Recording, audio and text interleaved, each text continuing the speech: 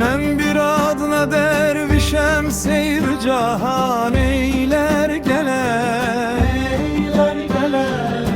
Kölgemi bu alem üzere bir nişan eyler gele.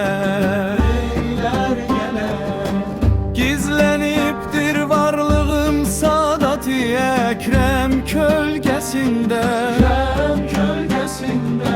Hak yolun gözleyene müjde yan eyler gele.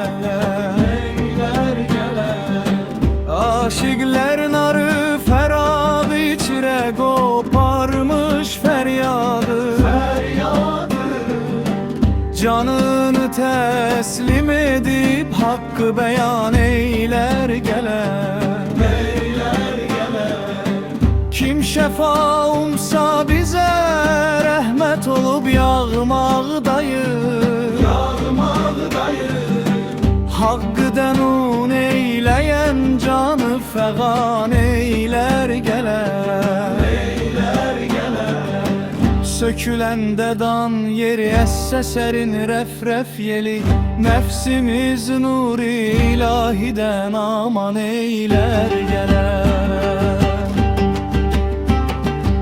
Zerreyi tozum benim ruzi cezada bir hasar.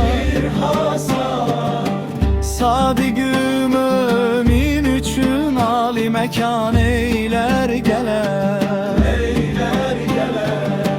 Hükmü hak hakim olar, feryat eder gehriri lefal.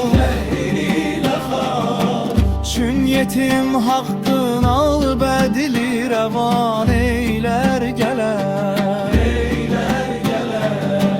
Bir ulduz tek parlayıp her yana yaydıkça adalet. Münkirin arı cehennemden ihan eyler gele. Bir ulduz tek parlayıp her yana yaydıkça adalet. Münkirin arı cehennemden ihan eyler gele. Bir ulduz tek parlayıp her